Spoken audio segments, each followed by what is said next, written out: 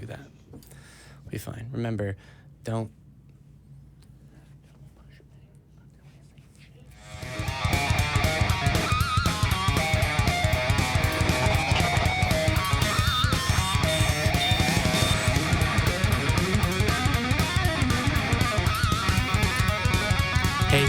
Hey, Eric. Yeah. Hey, Eric. Well, first catch. Thank you. Hey, guess how many episodes we've done? We've done a lot. Yeah. Yeah. Guess how many? I don't know, 85. Close, but it's more than that. Come on, let's go. We've done 99 episodes and Holy shit! An awesome crowd. Right? I'm Eric Murphy. I'm Jamie Boone. It is October 6th, 2019. It is our 100th episode. And I didn't bring this, and Eric decided at the last minute not to wear his without. There it is. I got it. There it is. I got it. It's okay. Now we're friends again. I've got the 100. Got the Doodle Boppers. Are you as Thank you to Vila Bianca for getting those. Yeah, she's gonna be joining us a little later. Yeah, for sure.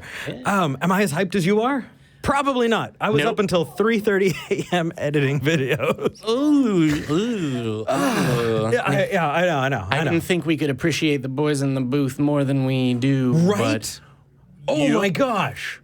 You guys are great. Yeah, no, Twitch streaming yesterday, I had, I put an image into Wirecast, and the image made Wirecast go like, I can't do this. And then it was slow, and it was horrible, and it bleh. Yeah. So, yeah, and then editing and all of that is just absolutely wild. It took me 6 hours to render this little thing in After Effects. 6 hours. So, yeah. I don't know. Anyway. Well, rendering takes up. I'm hype enough to drink one of Matt's Coke Zeros and announce that I'm doing that on the air. That's all I'm saying. All right. I'm surprised it didn't take you 100 hours to render your video. Oh, that hurts. Because it's 100. Did we get glitter? Did we get glitter? I thought it was confetti. Confetti. It was confetti. All right, guys in the booth. That's amazing. Mm-hmm. That's amazing. You're cleaning that up. Yeah. They are still not as hype as me, but they're still pretty hype. This is the 100th episode. We did it. We did. We're going to have to figure out what we do after this because everyone knows 100 episodes a show, and now we have to invent a new one. Well, so here's the thing. We need to do a celebration stream. Because 100 celebration streams.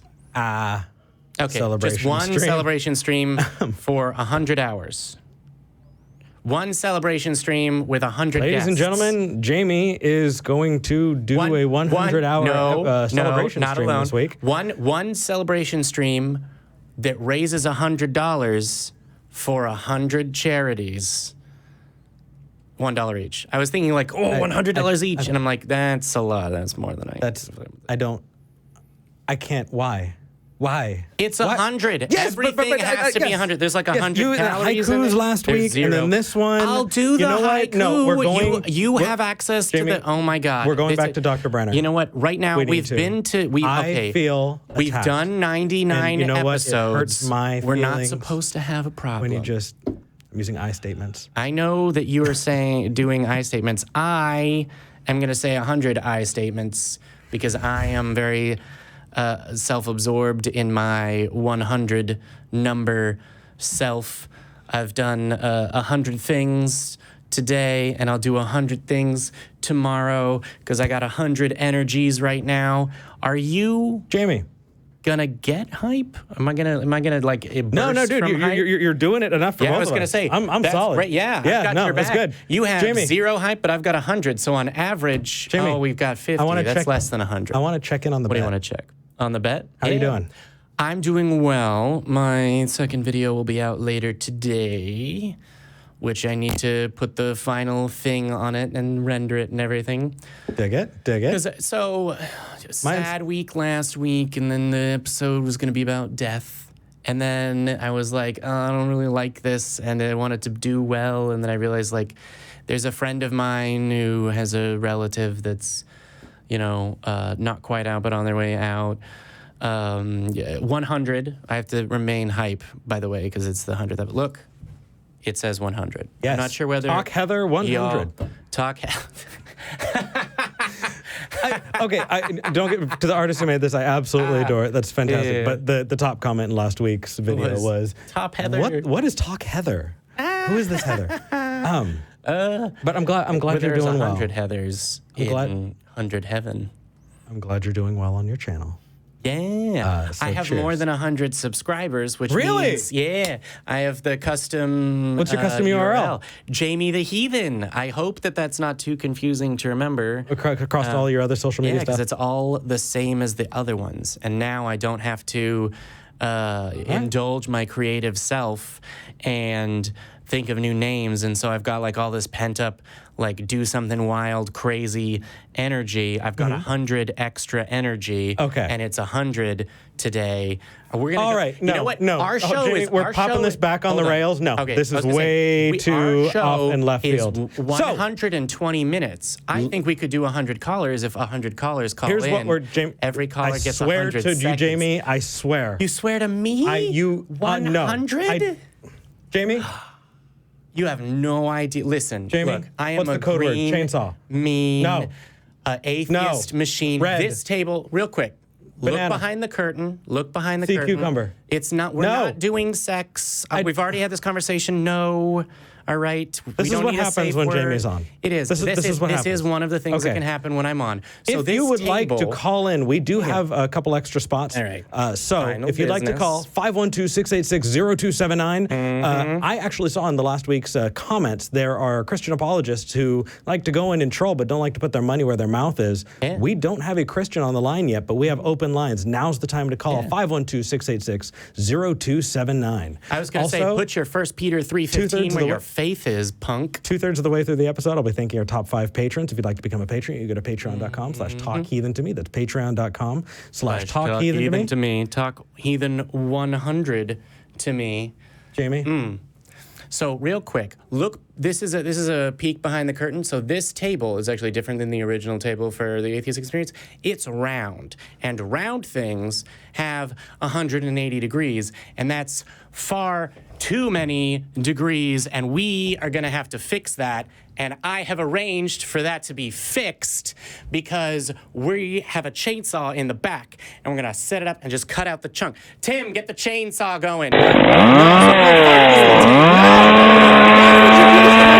To your channel. Did you set this up with It's Mark our ahead of channel. time? I'm a lean, green Why? atheist machine. Go hard in the paint. Go hard on Jesus. Go green. Okay. Oh, the punk I- is live. The What? punk is real. What are you? We're going What the because fuck it is this? The 100th episode. Where's your Go away! Spirit? Go Oh, away! I'm getting out of here. Go! I'm getting out of here. Be You gotta have gone! Real spirit to be. Be gone! Go! You've got not go. only no Bye. spirituality. You got no spirituality. You got no Okay. Yeah. atheism.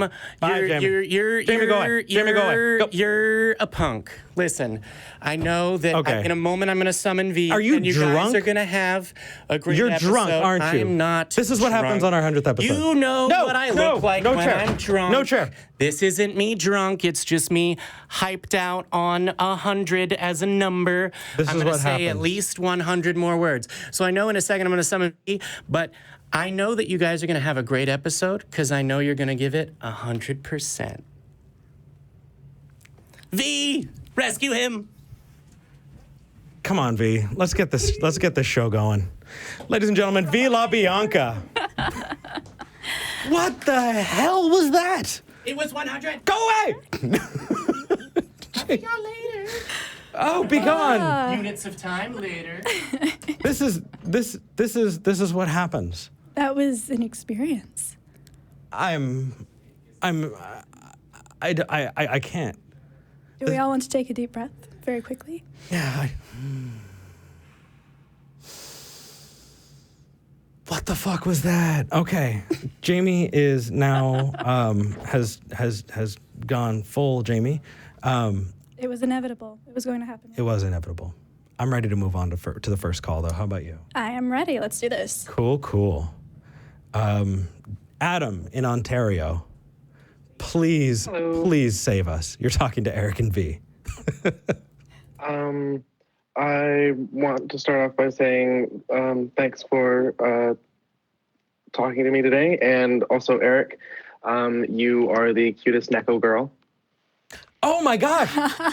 Yeah, that's right. I was I was on You were Hammered on Out. the stream, and I loved that. That was the best. I was on Hammered Out with Surus and Ocean. Yeah. And there are a ton of artists who like watch that and submit fan art during the show that they throw up. Cyrus is amazing fan artist. Right. Yeah. And there I was like, okay, this is amazing. And then they're like, cool, we need to turn Eric into a cat girl. And it got interesting. There were tentacles. Did it get strange? It did. The tentacles are also inevitable. Are they though? Things can always get strange on Surface's channel, but we love it, and you were great. Oh, thank you, Adam. It was a blast. Definitely, if anybody hasn't checked out Hammered Out, please do. It's a cool show. So what did you want to talk about? I wanted to talk about, so I live in Ontario, so the holidays up here are a little different than the States. So we have our Thanksgiving a little earlier, crazy enough as it is. And I have to visit my highly religious parents coming up. And I've recently gone through a journey of self-discovery since moving out of their house and found out that I'm gender fluid. Cool. And I'm not 100% sure how to go about approaching them or like what to do there. That makes sense. If only I had one of the hosts of Secular Sexuality to. I know, and then like I. What do you think? Nice segue there. Yay. Okay, so first of all, congratulations. It's a very exciting thing to realize exactly what you are and who you are and kind of be discovering that. I've been going through that process myself the last couple of months. So I guess my first question would be, do you feel like this is something that will have to come up? Is there a way that you feel comfortable presenting that is going to raise questions? Or is this something that you feel like you would be comfortable just kind of letting simmer throughout the Thanksgiving holiday? How are you going to be approaching this? I normally have been just going with what I was assigned with because it makes my dad more comfortable. But at the same time, like he's questioned my clothing before. He's been like, why do you like wearing skinny jeans? Why do you like wearing those? And I'm like, because they're comfortable. Yeah. So am I right in thinking that this is going to be kind of like a coming out situation for you? Is this something you're planning? Okay. Wow. That's a big deal. That is really big. Okay. Do you feel like you would be safe there? Would it be mostly just emotionally uncomfortable, or are you worried that there might be some actual physical consequences? I'm more worried about the emotional side of things. I'm safe because I know I can leave, and because I have my own apartment, I have my own home where I live with my partner. So that's very important. Okay, well, yeah, the emotional part, unfortunately, is always going to be there, I think, until we become a little bit more enlightened as a society. That is something that we're going to have to deal with. Do you want to run your script by us real quick? Do you have one? I don't. I was trying to find. I've been looking at like videos to try and find something to maybe give my dad something to watch about explaining gender. Okay. And unfortunately, I also know he has a habit of watching Ben Shapiro. Oh. So if I have any advice to offer, it would be kind of the same advice I give for people who are coming out as atheists. And that is that if you're talking to family who don't understand something like this, but you want to express this fact about yourself, affirmations. What a lot of people would take as, what we would mean by, hey, I'm an atheist, or hey, I don't conform to this gender that I was assigned at birth. what a lot of people take from it is, I don't want to have a relationship with you anymore. And to be honest, having that affirmation, hey, I love you, and I'm afraid about this, but I don't want to live a dishonest life. I don't want to not have this conversation. I want to be able to talk to you. I want to be able to enjoy this and be my authentic me. But I'm afraid. I just want you to know I love you. You know, going from there helps. I'm not saying that it fixes everything in every situation, but that's definitely the one thing that I would want to add in is let them know, hey, I still care about you. It does. It works. Yeah. Yeah. And also, unfortunately, a lot of people are going to take a declaration of either gender difference or sexuality preference as they did something wrong. What did I do to fail you as a parent is something that I've heard a lot of my friends say that they've had to deal with, and in a sense, so have I. So that kind of affirmation as well, saying, hey, this isn't anything to do with what you've done. You didn't make me this way, and it's not a tragedy that this is how I turned out. This is just who I am, and this is just me looking to find acceptance with you. Hopefully that helps. But best of luck. That does a lot. Good. Moving into the Thank you. holidays can be rough for a lot of us. And just know that whatever happens, we're here for you. We do have a... I'm very glad for one of the communities in my area. Actually, where they're throwing a bit of a support night as well before Thanksgiving to Good. Yeah, that's good. support those at the local university to try and help. So That's awesome. And hey, call back. Let us know how it goes, either on this show or Secular Sexuality. You know, wherever you want to call, just we'd be happy to listen and hear how things are going. Absolutely. And if you do want more people to talk to, sounds like you have local community there for you. But if you just want to be able to talk to people, you can also check out our Discord. I know that we have been posting out the links to our Discord in our live chat. Definitely do check it out. We've got some amazing people in there. That said, I think we're going to move on to the next caller. But thank you for calling in. absolutely, thank you very much. Good luck. You guys have a great day and happy 100th episode. Thank you. All right. Hey. Starting off heavy, right? Right? All right. Let's move on to Phil in Oregon. Phil. Oh, actually, Phil, are you there? Yeah. Hey, Phil, really quickly, I just wanted to say we are getting donations in the live chat for our 100th episode. Thank you, Pam Weaver, and thank you, MX. That's awesome. Sorry about that, man. Phil, what would you like to talk about today? I just had a couple of observations. I used to be Christian, and after coming across your channel and seeing what you guys have done and listening in on some of the conversations you've had, I kind of came to my own conclusions about that specific religion. One observation I had was they say that Christ paid for our sins, and death came into the world through sin. Mm-hmm. So if Christ paid for our sins, why does death still exist? It's kind of a question. Definitely depends on the denomination. That was definitely something that I thought about when I was leaving the faith. But people have different explanations for different things or accept different things. So it kind of depends on the person. The answer is going to vary depending on who you're talking to. Well, another one is they say not to repay evil with evil, but wouldn't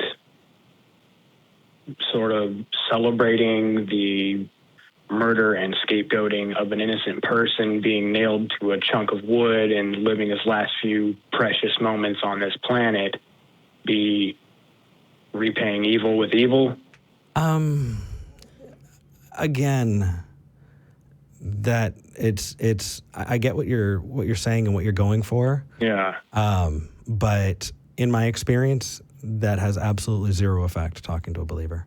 Yeah, they're going to say it's not evil, it's mercy, Yeah. it's justice. They're going to have another word for that. Oh. And the cognitive dissonance is strong there. That said, instead of saying, well, here's how I see it, because they don't give a crap about how you see it. They don't. They care about how they see it and how they want to enforce it. So meet them where they're at. Definitely practice active listening and be ready to have those conversations. If they do believe that, then yeah, that's a good point to bring up. But it's a non-starter for somebody who will just hand wave it away, and it can be very non-productive. But I hope that helps. Yeah. Well, I guess in conclusion, one of the biggest things, and this is probably the main reason why I left, you can't put a price on love. You can't force love. And that's kind of what I think it tries to do by, using that as a coupon into heaven to someone else's murder. It doesn't sit right with me, and I don't know if Jesus was real. I can't say for sure. I don't really think anyone can, because we weren't there. And I actually stumbled across a book called The Emerald Tablet, and I read that, and I was like, well, this kind of makes a little more sense, and it's kind of similar to the Bible in a lot of ways, minus all the nasty, perverted junk that's actually in the Bible. It's like, why do we need all that nasty stuff to get the point across that is be good? For sure. I'm trying to figure out how to phrase this conversation in a way that's active instead of you talking at us, because it's most interesting when we have a dialogue back and forth and we can chew on something together. But I'm glad you got here, man, and keep learning, keep studying, and thank you. Is there anything else you wanted to talk about before we moved on? No, just kind of wanted to share my story a little bit, I guess. For sure. Yeah. For sure. Helps. Yeah. Well, one of those places that I think would be really good to share would be, because the formatting of this just isn't exactly right. It's something we figured out over the last 2 years. But the Discord. Okay. The Discord. Holy crap, that's the right place. If you haven't been to our Discord, definitely check out our Discord channel. I'm not just, hand waving this away. That channel is freaking amazing for it. So definitely check out the live chat, follow a link to our Discord, because there are people who would love to have this conversation in a more involved way that can actually help flesh things out in a long form discussion. Okay. All right, brother. All right. All right. All right. Well, thanks for talking to me. Hey, thank you. Thank you. Take care, man. One thing that I think gives me pause when approaching the Bible from a standpoint of that's icky or that doesn't sit right with me is just the concept of, well, you're coming to the correct conclusion, ultimately, that you should discard this book because it's not useful. Yeah. But you might not be getting there the right way, because how well something sits with you doesn't have an effect on how true it is. There are things I wish about the world that just aren't that way. Like, it doesn't really sit well with me that I'm gonna die one day and cease to exist. Right. We live in a world with rape and murder where people get away with horrible crimes. Right. It doesn't mean it's not true. Right. So, yes, I agree 100%. There are gross, horrible, awful things in that book that should just go away and not see the light of day ever again. That said, that probably isn't the best way to make your decision about whether or not it is true. Good call. Yeah. Good call. Yeah. And an endorsement that it was the right thing to do, then you can make a judgment on it. But just saying, oh, this happened, I don't like that it happened. You're absolutely right. Exactly. You're absolutely right. So I'm watching the live, the calls as they're coming in, and we're filling up with calls, but we're rotating them through because we have a lot of atheists calling in. But if you're a Christian, if you're a believer, if you're a theist, if you have a conspiracy or something you want to talk about, now is your time. If not, put up or shut up, shit or get off the pot. 512-686-0279. There's a believer calling in. All right. There we go. But before that, I think I want to talk to Jonathan. Jonathan in Texas. Hey. Hello. Hey, How's it going? going good? Good. What did you want to talk about? Well, there's two things. One could be pretty short, and one could be a very heavy topic. We'll do our best. Okay. The first question is, what advice would you give a new atheist? I've actually recently deconverted from religion and became an atheist. Welcome. Yeah. Rock on. Do you want to go first? I've got a lot. Oh man, so have I. I'm writing a book on this currently. Actually, you just finished a chapter this morning, didn't you? I did, yes. Do you have a working title yet? Answering the confusion. Dig it. Yeah. So Cool. Eventually, I will be able to refer you to that resource. But yeah, I think it's different for everybody. Honestly, it kind of depends on what brought you out of your faith. I think what were the 2 or 3 biggest things that kind of made you sit up and go, wait, this doesn't make sense to me. And I'd say follow those 3 things first and see where those take you. For me, it was a lot of translation and biblical translation and figuring out exactly how the Bible was put together. So that was something that I thought was super helpful.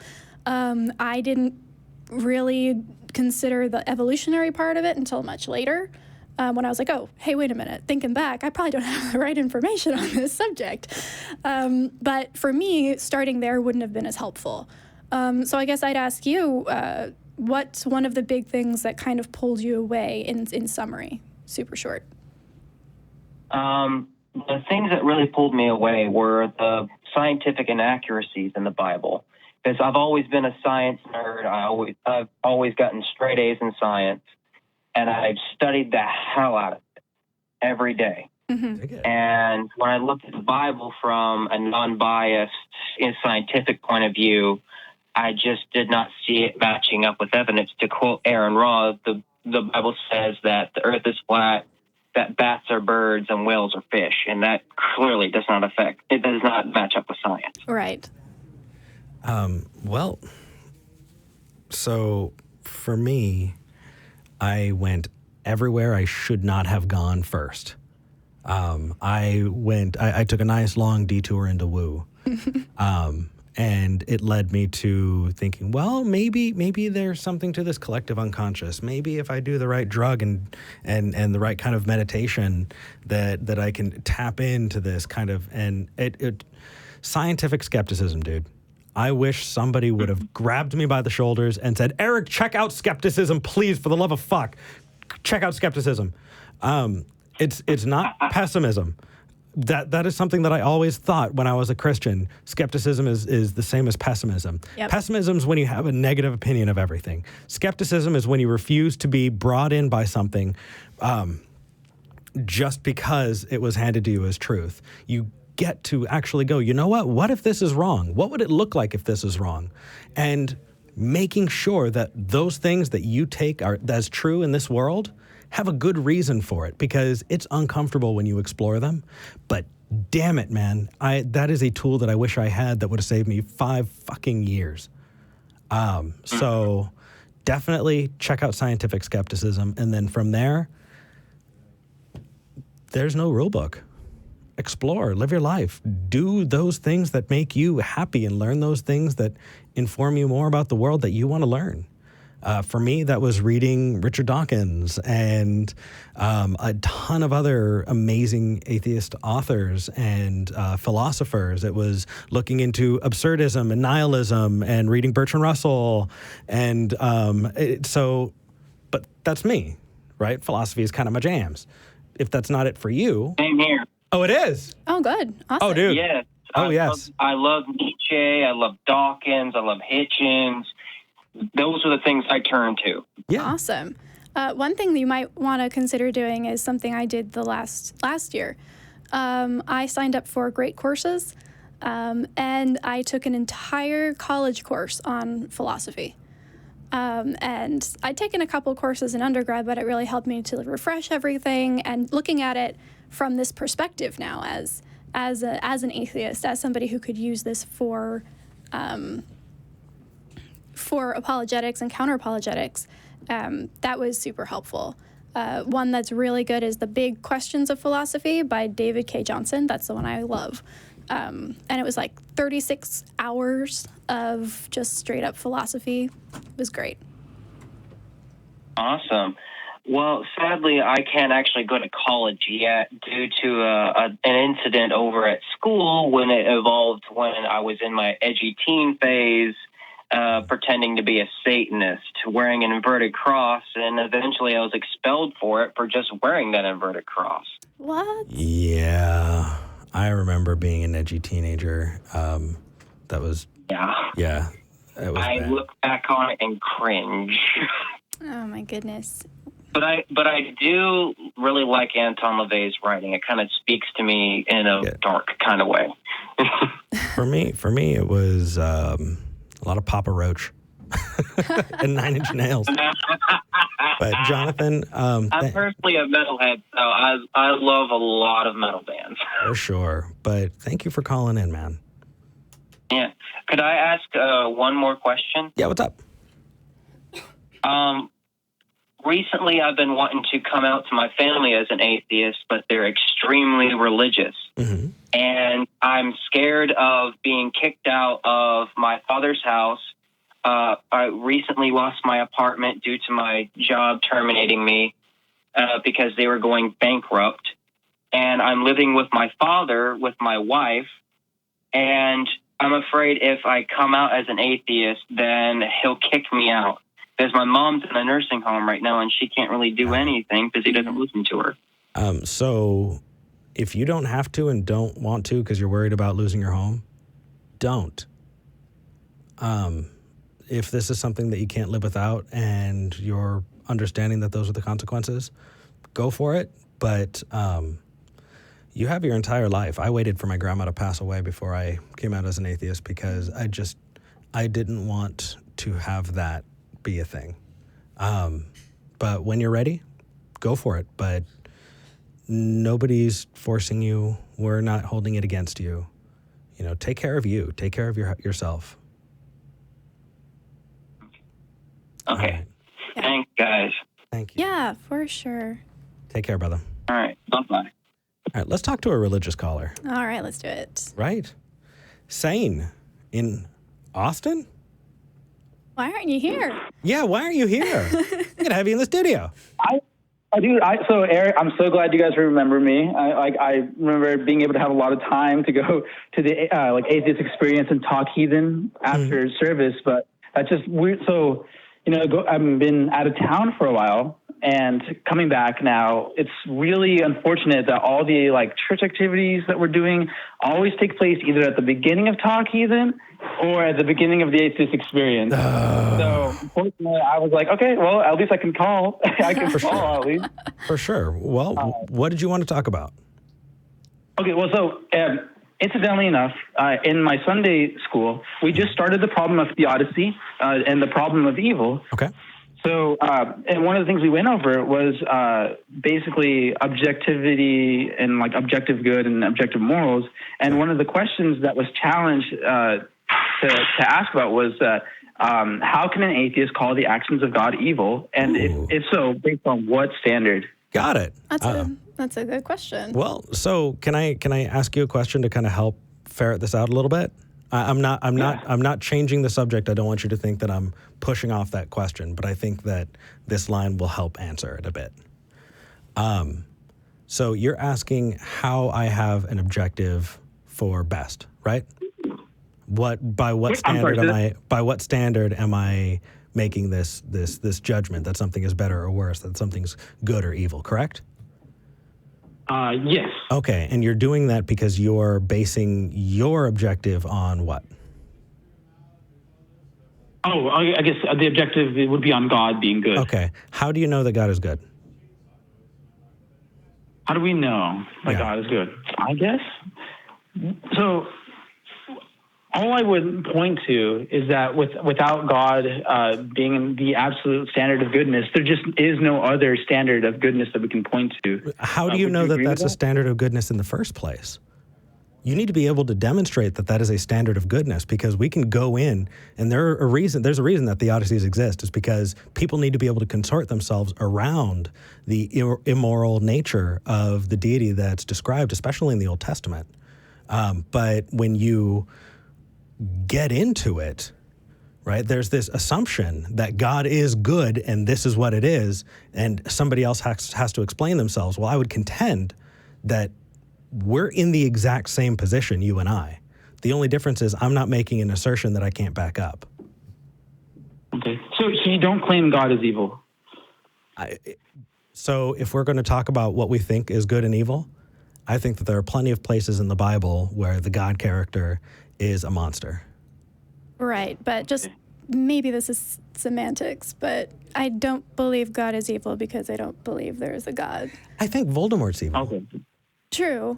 And so I think fictional characters can still have an intended kind of moral leaning. Oh, for sure. Especially like when I play D&D, man. My big bad is just nasty, you know? But True. Just making sure. For sure. We're all on the same page here. I got your point. Okay. Oh, well, okay, then, yeah, you're right. It is better to be specific. If there's anything in the Bible that you would point to God doing as being evil, is there just, can you just list one, and then we can take it from there? Yeah, the slaughtering of the Amalekites. Slaughtering of the Amalekites. So why do you consider that to be evil?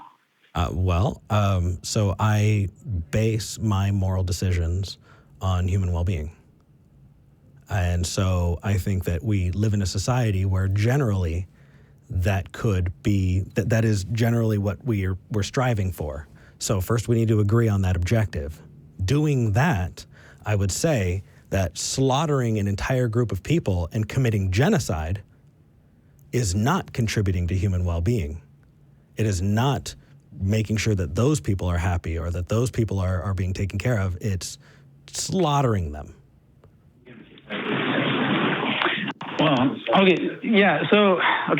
slaughtering a group of people, probably that. But so in the case of abortion, right?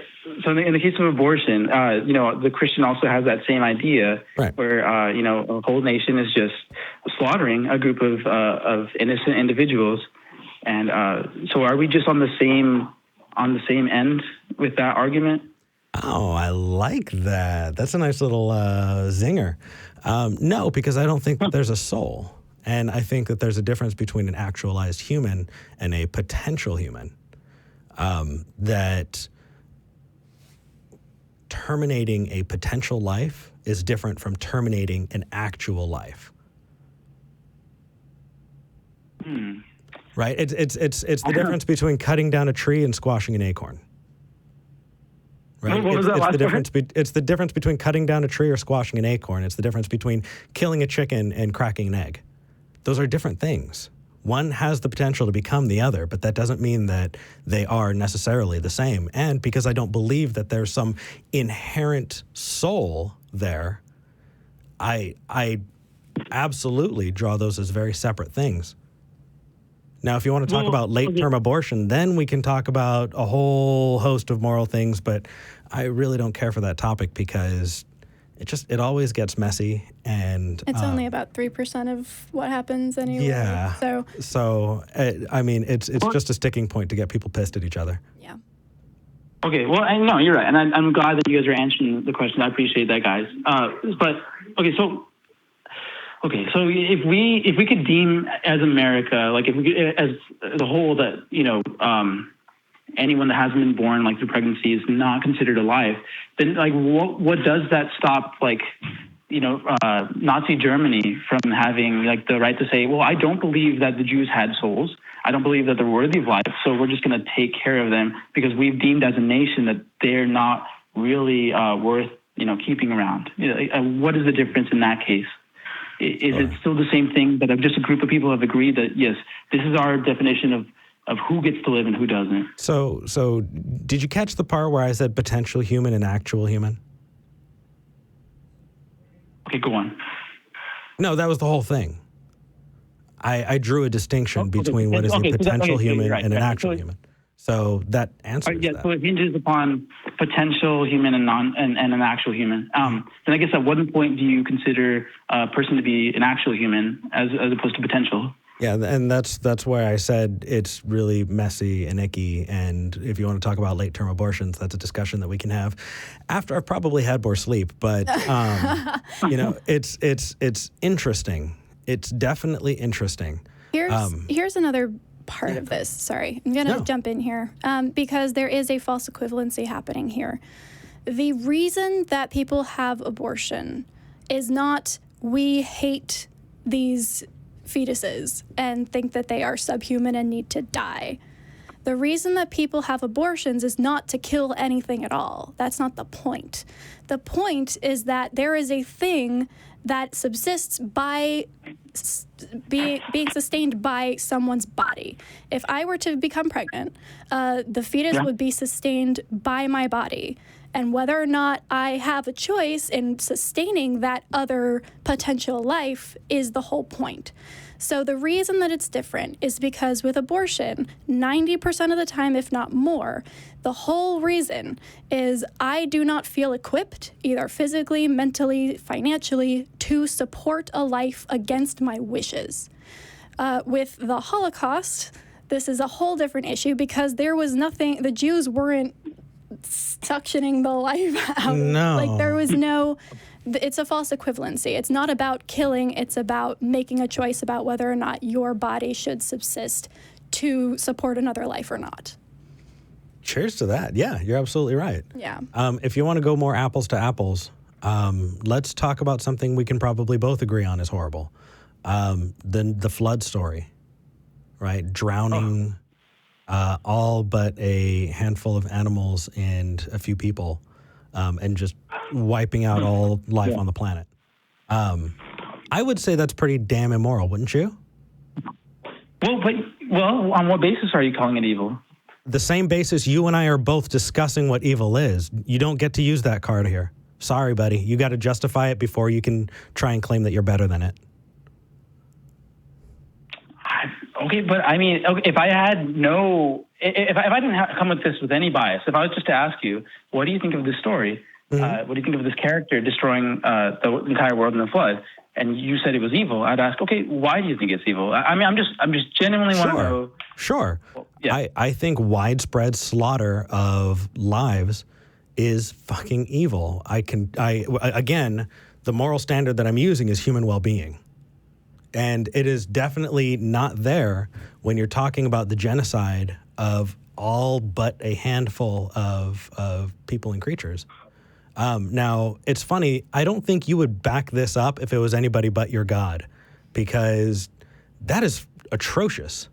I mean, that's like saying, okay, I'm going to hit the button, start World War III, nuke out the entire planet except for a couple people in a cave. But no, that wasn't immoral. How do you know that was immoral? Come on, Sain. Well, I guess in that case, I mean, we could talk about, why God did that. And I think answering that question would probably yield, maybe the answer why I don't consider it immoral. So you think why someone does something makes it moral or not? Do you know the difference between intent and impact? I mean, yes, because not every time killing isn't always, I guess in my words, a sin. There are times where capital punishment is necessary. Serial killers, I definitely do think that it's a case by case basis. Do you think that the little animals, the bunnies and the deer, the babies, still, infants, those who'd never done anything evil simply because they didn't have enough lifespan to do so, are on equal footing to serial killers? Yeah, I mean, the only reasons that killing is legally not protected, but not a crime, is if you either did it unintentionally or if you did it in self-defense. So did God unintentionally kill all of the bunnies, or was he doing it in self-defense? Well, I don't know. Going back to the infants, again, it goes back to this idea of like, how can you deem like one group of people worthy of life as opposed to not? You know, I mean, you guys do the same thing in my eyes when it comes to abortion. No, hold on. You're right. Hold Maybe on. that is a different conversation. It might be old. It is. You don't go to the store and see a carton of eggs and go, look, 12 chickens. Right? And you know the funny thing is, Sain, what I really want to pose to you is this: I gave you my justification. I told you why. I told you how we can use it. I put it into context and brought up something that I think is unequivocally, inarguably evil, and yet you're trying to justify it by saying, "Well, no, there could be a reason." So I guess the question for me is, how do you rationalize that you have some kind of standard for good and evil when this is what you bring? Okay, good. I'm sorry. So can you say the last part of the question really quick? How can you rationalize that you've got the answer to good and evil when that can slip right through? What makes you think that I have to come and bring my reasons, which I can, that you have not yet done, and yet you're still somehow sitting on the moral high ground? I don't get it. That is a good point, I guess. So, like I told you, I think the intent behind God flooding the earth is what's important. So I don't know if you care like about that. Well, so I'll tell you that my intent behind greeting every person that walks into the ACA is that I want them to feel welcome. That said... Yeah, and you have. I've always felt welcome every time I've been to the ACA, by the way. Oh, awesome. I'm glad. And I hope you come back. That said, if I was being careless and the impact of my actions caused someone to feel uncomfortable and not want to come back here, then that is still something that happened, right? Just because I didn't intend them to doesn't mean that they didn't get that impression. This is a really softball example, but I'm trying to give you a true-to-life thing here, right? I would want to either reach out or do what it takes to make sure that was rectified, not justify, well, I wasn't making you, no, right? If I hurt somebody's feelings by accident, I'm still going to reach out and say, hey, I'm sorry this happened. Let's talk about it. But I definitely wouldn't go, nope, fucking deal with it. Here's a rainbow. Right? So you asked me, why I was justified. So if we look in the key text of Genesis, it tells us that God flooded the earth because mankind's heart was full of violence and there was nothing but wicked acts being done on the earth. Okay, so that's a claim. Can you justify it? You did ask for the reason. So if I can justify it, sure. It was God bringing justice. It was God putting an end to evil on the earth, and unfortunately, that means that judgment means the death of mankind. That, biblically speaking, that's what it's always been down to. When mankind sins, our wages of sin is death. We rightfully bring death upon ourselves for that. I think that your standard for morality is horrendous. You should probably look at updating that. I mean, and the other one is, dude, okay, why did God kill all of them? Well, they were all evil. Really? The dogs were evil? The squirrels were evil? How did you know? Can we have any example of where every living thing is evil? I mean, is that even possible? Because to the best of my knowledge, even when you bring up horrendous, atrocious acts, right? When you talk about the Nazis, do you think that they thought that they were evil? No. They thought they were doing the right thing. They were misinformed and fucked up, and it had an impact of doing something horrible, even though their intent they thought was not that. Right? If we're talking about intent. Yeah. Only the most cartoon villains actually do evil because they want to do evil. Everyone thinks that they're justified in what they do. We don't have Snidely Whiplash, and Boris and Natasha, twirling their mustaches and tying people up and throwing them up on train tracks. It's just not a thing, dude. Okay. So So is it not fair for me to bring up the question again? Like, on what basis you're calling this flood evil? Sure. Yeah. Human well-being. Is it fair or is it not? I don't know. I'm just asking. No, that's okay. The agreement of human well-being. And I think that standard is one that we both agree works. Now, can you give me a standard that works? Because so far you have not done so. I don't know, man. What I do know is that if the standard is well-being of a human being and a whole nation agreed that it was well for the entire nation, then what does stop Nazi Germany from killing everyone? I don't see how is that any different? A group of people just said, we want the well-being for our people. Let's get together as a nation and let's eradicate what we feel is a threat to the well-being of our nation. I just don't see what authority you're appealing to. Absolutely. No, I'm sorry. Maybe I'm a little slow with this. No. That's okay. Let me give you an applicable example here. There's this entire saying that I have the right to swing my fists around all the way up until it reaches the tip of your nose, right? Or you have the right to swing your fists all the way up until it reaches the tip of my nose. You do not get to push that on me. It's the same reason why I'm absolutely against, and why I know you are, and the rest of us here at the ACA are against the infringing of the state and the government processes by religious, attitudes, by bringing in these biblical, quotes and texts and things like that. No, we are a Christian police force. We swear there's no bias. I mean, dude, you have the right to say and do what you want to do. That's fine. But if it's going to impact on my well-being, guess what? No. Well,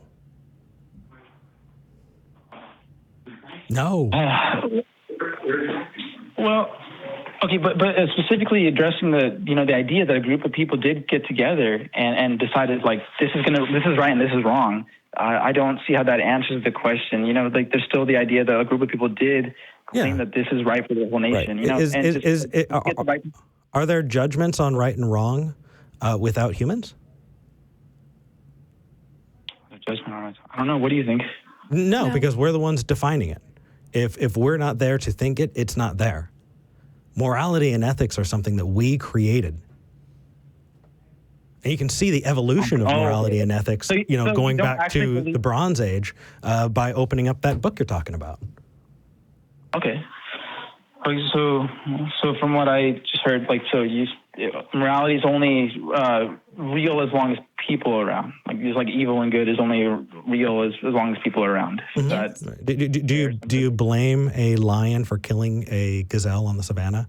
Do you say, "Oh man, that was really evil"? No, I don't think so. I wouldn't call that evil. Yeah, which is why I would say human well-being is kind of where it's at. Okay, but if objective morality just stops with us, I don't see how there's anything objective then, right? In that case, there's no such thing as actual evil, right? No, not true. That's a straw man. Let's try again. If we're agreeing, then we can make an objective. Okay, so as long as a group of people agree on it, then it's objective. Yeah. So Nazi Germany, right? That's exactly what happened. A group of people. Man. A larger group of people decided that was wrong, and then. What if the Nazis had won? They slaughtered every last Jewish person on the planet, and they said, no, they were all evil. We had the right to kill them. Then, hey, those Nazis are just as bad as your God. Well, yeah, but again, we're still going on to this idea that a group of people still agree on it. In this example, your God is the Nazi. No, what I'm saying is that still okay. I'm sorry. What's your co-host name? I'm so sorry. I should have asked from the beginning. V. C? Is that what you said? V, like the letter V. Oh, V for vendetta. So V. Okay. But yeah, like you said, a larger group of people said that was wrong. But again, so is it just going on to numbers? Just the greater amount of people that exist? If everyone in the world just agreed that it was okay, then it doesn't make it okay. No, that's right. No matter how large of a group you had. Sure. Right. So, otherwise, atheists would. Yeah. Let's have it wrong. Well, let's talk about slavery in the United States. There was a time when people thought that was the right and proper thing to do, is to own other humans as property. Now, would you be able to convince them at the time? Maybe, but probably not. The fact is we have grown as a society, and we can look back at history and go, holy shit, that was profoundly immoral. That's why I honestly think that morality 200 years from now is going to be that much more, and people are going to look at us and go, holy crap, can you believe that they put each other at risk by hopping into cars and then driving them manually, with some people sleep deprived and drunk, right? Putting each other at this horrible danger. Like, we've solved that problem. We don't have to do that anymore, and we can see that behavior as something that is truly atrocious and not conducive to human well-being. Right? I'm hoping that examples like that are going to happen in the future, because we're going to continue to grow in our moral and ethical understanding. Yeah. Well, it's interesting when you put it in that way, because, obviously in my Christian worldview, and not every Christian even agrees that Jesus will come back to earth, but in my worldview, Jesus will come back to earth. He'll establish his kingdom, and he'll set up his righteousness on the earth. And in that case, we're probably looking back as of now and say, wow, isn't it horrible that we just slaughtered millions of unborn babies? Can I ask a question? Is this righteous kingdom before or after God tramples all of his enemies in a wine press and the blood soaks all of his garments? That's and the eyeball monsters. Don't forget the eyeball monsters. No, and you're right. And in that case, we could probably talk. Definitely, I'd love to be able to. I love you guys. The fact that you guys willingly take on theists, but I do think the problem maybe of hell is definitely something that, technically speaking, it's more horrendous than anything in the Bible ever teaches. I do think that's a very hard thing to go with. And I think that even tops the whole wine press. Eternal torture. Yeah. I mean, I'm just curious how he knows this if the Bible doesn't even teach it. But I'm actually happy that he agrees that that's a truly immoral thing. I think we're gonna cut this call on agreeing, but dude, you need to get back here, man. I miss sitting down and having these conversations. And for those of you, And for those of you who want to see that conversation and have those conversations, the address. We publish it, 1507 West Koenig Lane, Austin, Texas. Come and see us, Sain. I'm glad to hear from you. I'm glad you're doing well, bud. Love you guys, man. Love you too. Hopefully we'll run into each other soon. I hope so. Sounds good. Take care. That went all over the place.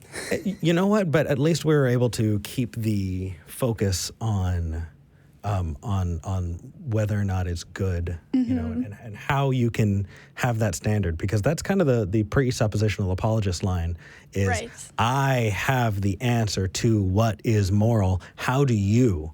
Okay, well, here's my explanation. Now, how do you justify yours? Nobody asks that. You don't get to just have that. Mm-hmm.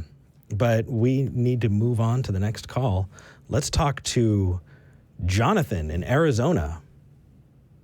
Jonathan. Hey, guys. How are you guys doing? Hello. Hey. Good. Good. You're talking to Eric and V.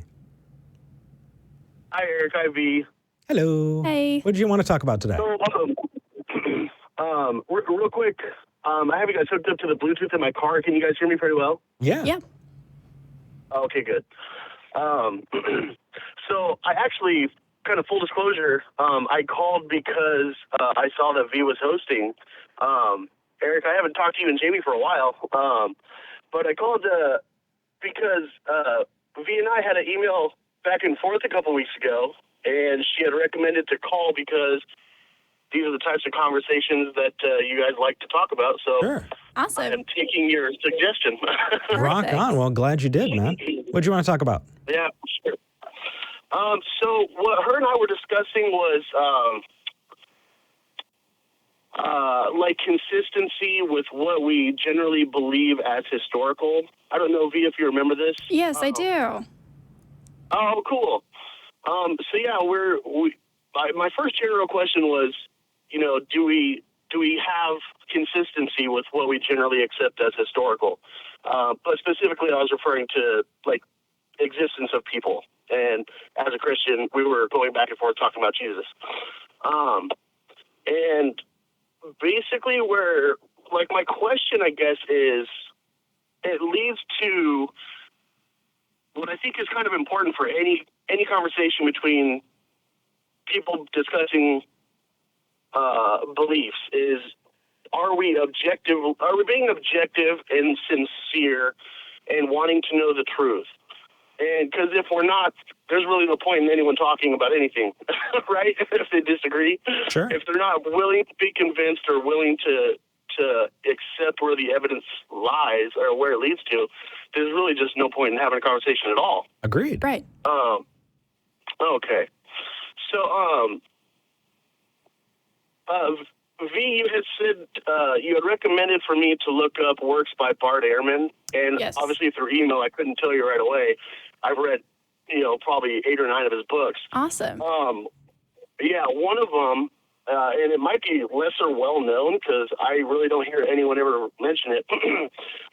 One of them is called Did Jesus Exist? The entire book was only on that one topic, did Jesus exist? And when I had responded to you about Bart Ehrman, I listed that book as one that I had read and then quoted 3 times where he says, like, first of all, how historians evaluate evidence and how they come to conclusions on whether someone existed or not. And without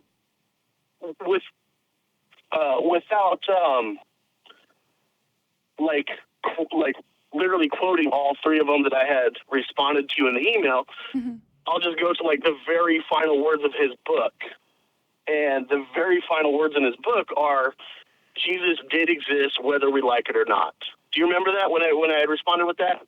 I believe so. It has been a couple of weeks, but I think so. Yeah. Yeah, and I know you guys talk to a lot of people, so it's not always going to be fresh in your mind. That's okay. Going over it makes sure that we're not talking over the heads of the people watching. Yes, so that's helpful. Yeah, exactly. But what confused me, and I didn't follow up with you after this response you gave, but what confused me was after I had written that, and I'm paraphrasing, but basically you said historians all begin with the presupposition that the historical claim is true, and then they work backwards from that to show it's false. And I have never heard of that from any historian or any historical source or anything like that. Is that, did you write that correctly, or did you mean to say that they don't? Let me expand on that. And I am not a historian myself. I have heard historians talk about this, so I may get this wrong. And if so, feel free to call me out in the comments and I'll retract it later. But from my understanding, when you look at science, the goal is to look at something, figure out how it works, come up with a theory, and then try and disprove that theory, right? And say, okay, so we have an idea of how the world works. Now let's see if we can poke holes in it so we can better understand it and update the theory, right? I do understand what you're saying, but I think you're confusing the scientific method with the historian method. No, that's exactly where I'm going with this. So with science, the goal is to disprove previous theories in order to come up with better ideas. That's not how the historical analysis technically works. Sometimes people can, but that's not the goal. The goal isn't to look at a historical document or a series and poke holes in it and try and disprove it necessarily. That could be someone's thesis. I know Bart Ehrman does a lot of that kind of work. But when you're looking at a series of documents about a historical person and you have 3 or 4, right? Even if they're not contemporary, even if they're not looking at what the person actually said themselves, they'll say, okay, well, we've got 3 or 4 sources on this. Let's go with the assumption that this person existed. Because for the most part, that's not going to impact how we live our lives today, right? So if we were to say, okay, hey, Socrates, did he exist? Did he not exist? Here are some sources. We're going to come to the conclusion that, yeah, sure, he existed. And then other people say, no, he didn't. He was made up. Plato made him up. Right? And so the goal isn't, the historians don't go poking holes like, did Socrates exist or did he not? Because that's not their job. And that's not going to impact us today. Who cares, right? We have the writings. It's valuable, but there are some things that do seriously impact us. Right, exactly. Which is why the historical method by itself is not enough to convince somebody that say someone as important as Jesus existed. See, I feel differently about this. Yeah? Yeah. The way I take it is I don't care if someone named Yeshua lived 2,000 years ago. Mm-hmm. I think that is entirely pointless because that's a name. Nobody cares about whether or not somebody named Yeshua lived. I don't think even anybody cares if a upset apocalyptic rabbi named Yeshua existed at the time. What we care about is whether the Son of God who did miracles, who walked on water, who multiplied fishes and bread, who sacrificed themselves willingly as a sacrifice for the sins and for the atonement of the sins of humanity. That's the part that people care about. So, I mean, that's the difference between, hey, Eric, did you have cereal for breakfast yesterday? Sure. Okay. Yeah, you can believe that. Who gives a crap? But if I put a gun to your head and said, you better get this right, are you going to have a little bit higher standard? I would think so. Yeah, and you know what? Honestly, I agree with that.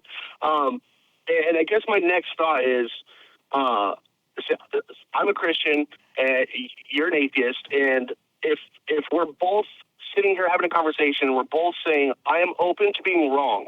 Mm-hmm. Give me the evidence, and I will change my beliefs, which I am, and I believe that you are.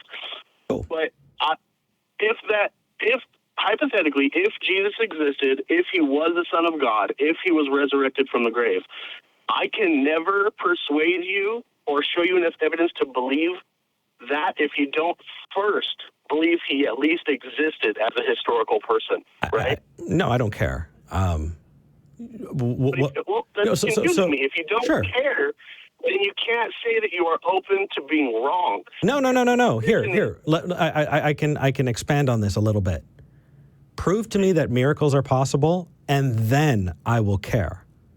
But if you tell me that there were, fictional deities who did miracles, I don't. It's a story. I'm not doing heavy work into whether or not there are gods at the top of Mount Olympus.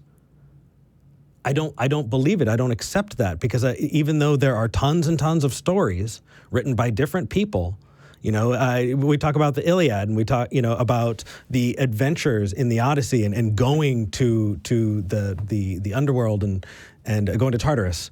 All of those different things, right? That's fantastic. That's a story. If you were to actually show me the river Styx, then I'd be pretty fucking interested, right? But the magical claims made in the Bible is what makes this something that needs to be justified before I'm going to give it my time of day.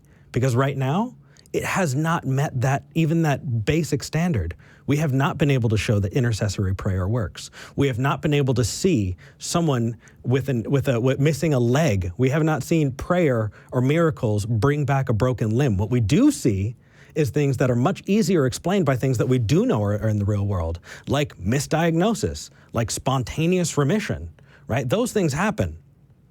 But miracles? Dude, you got to show that those happen first before we can pop that on the table. I think, and... Okay, so I'm sorry, V, go ahead. I see where you're coming from. Establish the historical part first, and then talk about the miracles after that. Because if you can start with this...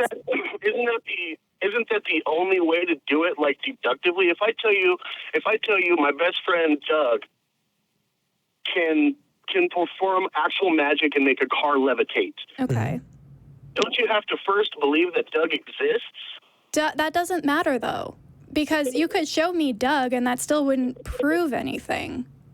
It's the same. Exactly, but I can't move on to the miracle part until you first believe that the person who did the miracle at least existed. Okay, so then how about for the sake of argument? It seems like you're working backwards. It doesn't make sense to me. No, okay, so if this argument will be bettered by giving you that someone named Yeshua was born and lived 2,000 years ago, cool.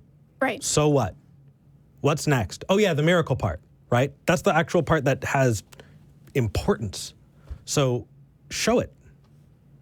Please. Okay, right. But I'm not, like, my purpose of the call today, at least, was not to prove Christianity. My my curiosity was, is Eric sincerely interested in what the truth is, and is he objective and open to the evidence that can lead him there? And I have no reason to believe that you don't, because I've loved watching the shows. We've probably talked 6 times. I have no reason to believe that you're not. But my question is, it's not, do you have a problem with the idea of Jesus existing? It's, do you believe that Jesus existed? And if your answer is no, then I'm curious how you distinguish between, say, the existence of Jesus or the existence of Constantine, or because they're identified as historical figures through the exact same historical processes. Okay. So if you believe one existed and you don't believe another one existed, what's the distinguisher there? Sure. So did Jesus have a journal? Not that I'm aware of. Oh, okay. So then, yeah, no, that's not an apples-to-apples comparison, is it? We have no contemporary writings. We have no actual first-person accounts of it. We don't have anything that Jesus wrote, right? We don't have anything that if we want to talk about the apostles, we can talk about the Apostle Paul, right? Oh, yeah, never met the guy, never met Jesus, did he? Even by his own admission, we don't have that. But we have second and third hand accounts that were written many, many years after the death, right? And then we have other accounts that say, no, I was totes there. And then even through Christian scrutiny, Christian scholarship, it goes, oh, wait, never mind. No, this came in much later. This is fan fiction, but we're going to keep it in the Bible. So is that what you're saying is a distinguisher between those two? Yeah, dude. Okay, so I guess the next question is, in my mind, the question I see is, what leads you to believe that there are no contemporary accounts? Because you cited Paul, which is where I would have went. Sure. But yeah, Paul encountered Jesus on the road to Damascus, right, as a vision. That no one else saw. Or rather heard, not saw. Right. I do know that there are plenty of people who, through dehydration and exhaustion, experience hallucinations like that. Hey, that's an explanation that's much more likely. How did you rule that out, Jonathan? Because what I do is, I'm trying to put myself in the time period as best as I can, which is, it's obviously difficult. But you ask that question of, Paul could have been dehydrated and had a hallucination because people dehydrate and have hallucinations. Right. How many people have miracles? Who gets scales over their eyes? Agree. Right. No, I understand that. Right. How many people talk to donkeys? No, the donkeys talk back. I understand the point that you're making, but you're asking me a question. Why isn't him dehydrating easier to believe? Because people dehydrate and have hallucinations. And again, this goes back to me trying my best to put myself in that time, in that period of what's going on.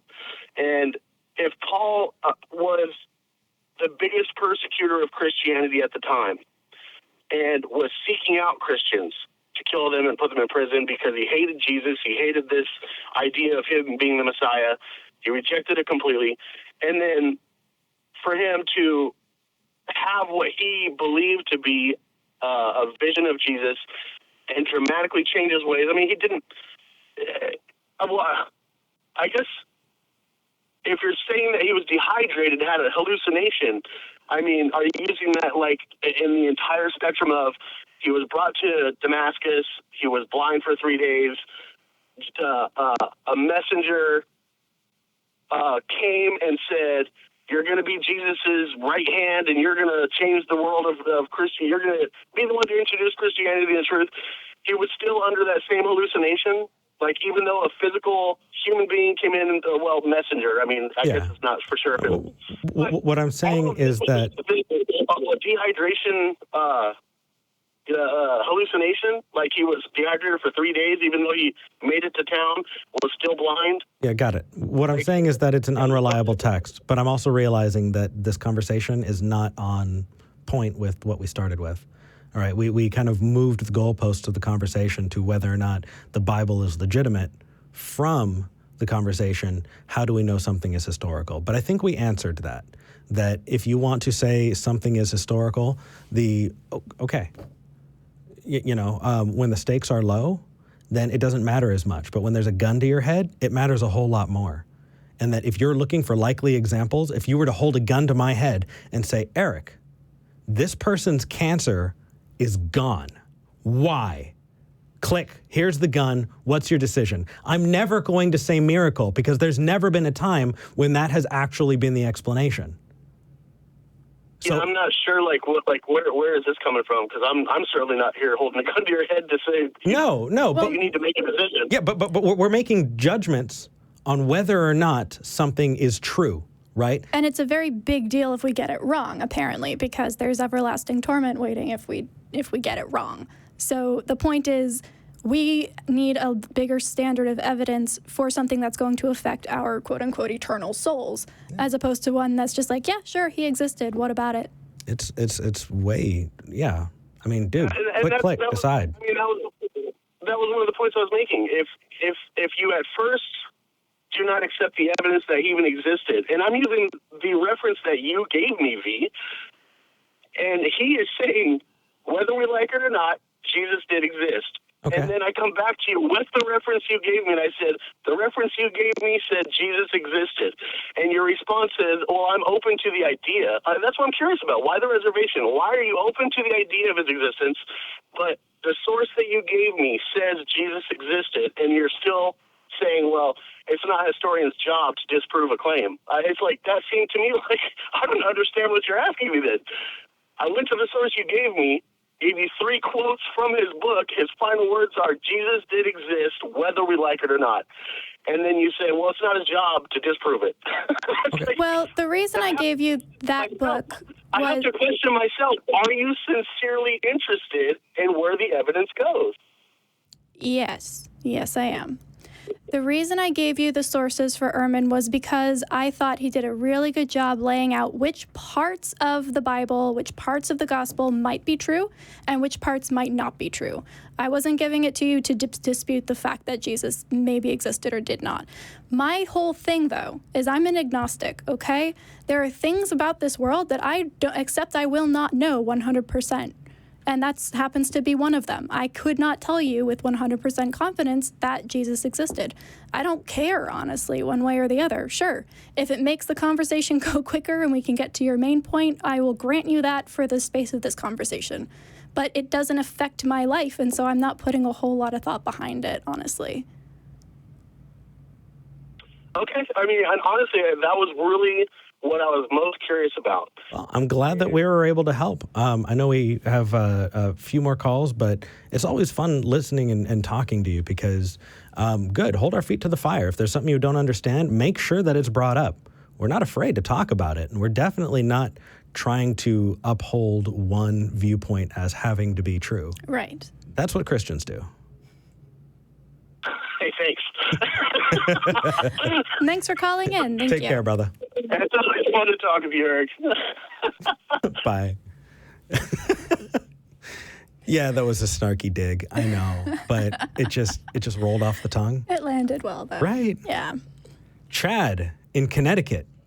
You're live with Eric and V. How are you doing? Hey, how's it going, guys? Doing well. Doing good. What do you want to talk about?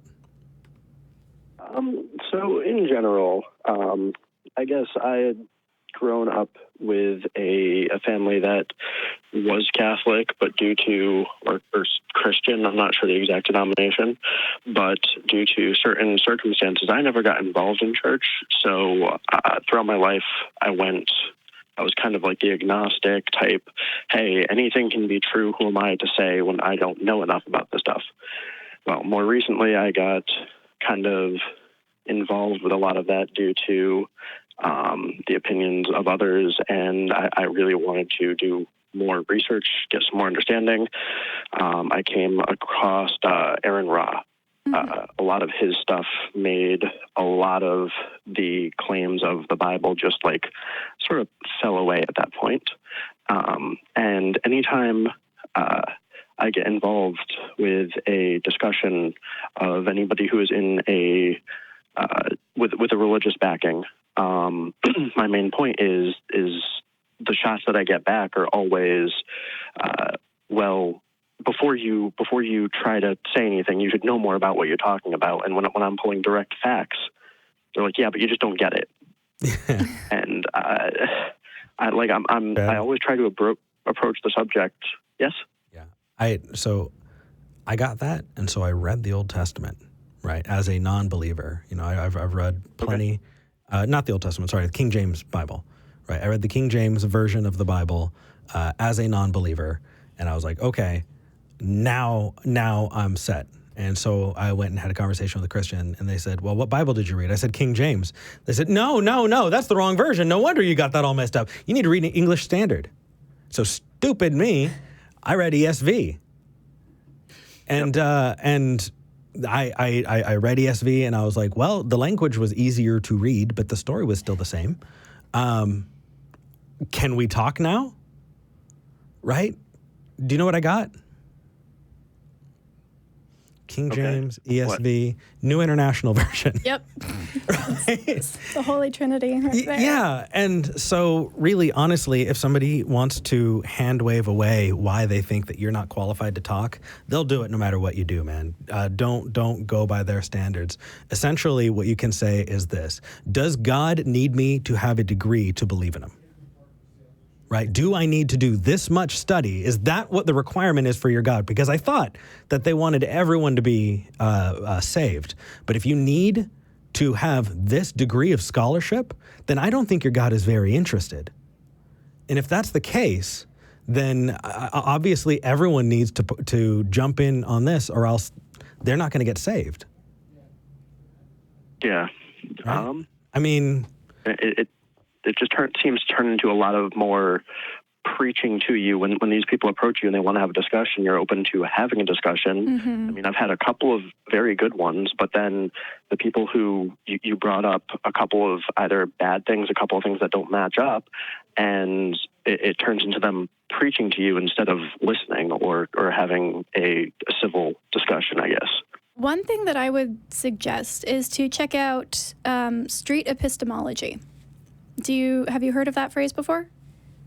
I've seen some of Anthony Magnabosco's videos. Yeah, generally the way that he approaches it, and people who do that approach things, is that expecting somebody to turn on a dime because of facts that you've got, or because you are telling them something that is true, is not generally the way that you make that impression and you keep a conversation civil. Because if you have one fact here, it might be a right fact, it might be true, but they can just present one of their facts, and then you're in this whole conversation about something that isn't the main point. So what you can do in order to keep things from getting hostile, and in order to keep it an actual flow in conversation, is to ask them questions and get them to give you their definitions of things and get them to explain themselves to you. So if you're in the position of asking the questions and then listening, actively listening, because not just, waiting for your turn to talk isn't the basis of a good conversation. If you are actively listening and asking them the questions, they are going to feel heard, and they're also probably going to dig themselves into a ditch. At which point, give them those tools, because that's what's going to help. Essentially, you should not be teaching people what to think. Mm-hmm. You should be teaching them how, because it's going to help them everywhere. And maybe it'll help them at a benign place in their life where they're less afraid to use it. But giving them that tool set means that they're actually going to understand why things are this way. And that's going to have longer-term results. And V's absolutely right. They're not going to listen if they're taking it as we're all waiting to take turns to talk at each other. Right. And it's not going to happen with one conversation either. And it might not even, I think this is a Mattism, it might not even be a conversation with you. You might not be the right person to finally push them over that edge into more logical thinking. But if you're the one who's brought it up once or twice before, and that's all you can do, that's enough. Yeah. For most people that I've met, it's not a turn on a dime moment. It's a death by 1,000 cuts. Mm-hmm. So it's sort of just asking questions until they don't have answers anymore, and then there's going to be one straw that breaks the camel's back, is what you're saying? Well, Socratic questioning, Yes. Okay. And if people think, oh, well, that's just cruel. No, we do it to ourselves. Oh, yeah. Every day. And it hurts. There's a reason why, Socrates compared himself to a gadfly. It's not comfortable, but it does keep us living authentic lives with as many true things and as few false things as possible in them. And so it's worth it. That's sort of been my thing, is because I've always been somebody interested in science, interested in how and why things work, and trying to get the best possible answers. And then sort of, again, coming to more of a point in my life that it's that doesn't work with everyone. Right, and it won't. But a good thing to keep in mind is that once they do hit that final question that they can't answer, and they are stumped and they're maybe a little bit flustered, that's the time for you to kind of step back and say, okay, I'm going to let you think about this. That's not an in to go, ha, I'm right, because that's going to close them off again. No matter how cathartic it is. Right? Even if you really want to. Yeah, like I did with that last call. Right? That's not. Oh, I felt that you were. Yeah, that's it's pandering. It's pandering. Let's be honest. But good TV. It's not really the semantics of it that I guess I'm all terribly interested in. It's just the discussion becomes more of, I think you guys have used the word gishgalop, where they just start claiming things left and right. Mm-hmm. And yeah. Yeah, example from what happened earlier today. That precept line, how do you have a standard for what is good and what is bad? Cool, we can describe it, we can explain it, we can justify it. Call them on theirs. I'm tired of this bullshit. Anyway, Chad, I hope this helps. Thank you very much. I'm going to try to incorporate that more if that situation arises. And have a great day, the both of you. You too. For sure, you too. Thank you, brother. So I think it's time to thank those patrons. I know it's a little late in the episode to do so, but I want to make sure that we said thank you to our top 5 patrons: Charlotte Crum, Desert Heathen, Bethany P., Dr. Funkenstein, and Ribau, R-I-B-A-U. What the fuck is that? Why? Oh my God. Do you know what this is from? Yes. So I've watched the show. The very first time we went to the American Atheist Convention, I said I would put out a picture of me with my shirt off if we hit a goal. And Mr. Atheist actually threw that together. Oh my gosh, I can't believe you guys dug that up. Thank you for the confetti. Can we get a stream, the camera in the back? Because those are the people who tirelessly, even when I'm gone, even when Jamie's gone and other people, these are the people who make this happen. Our producers, our audio engineers, our call screeners. If it wasn't for you, we wouldn't have ever gotten to 100 episodes. And that's fucking amazing. Thank you so much. This would not happen without you.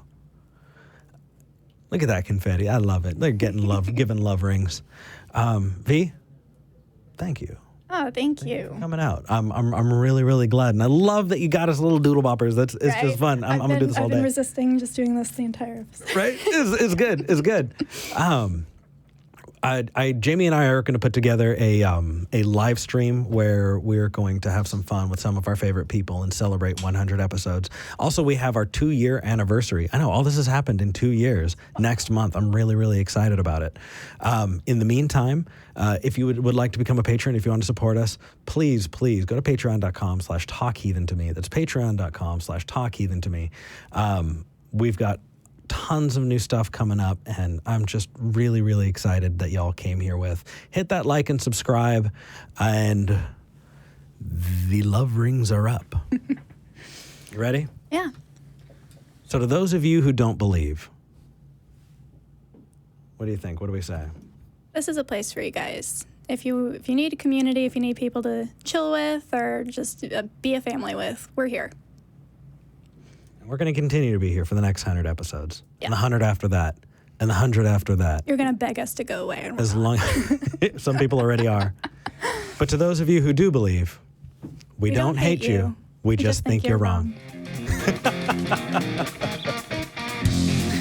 was really good.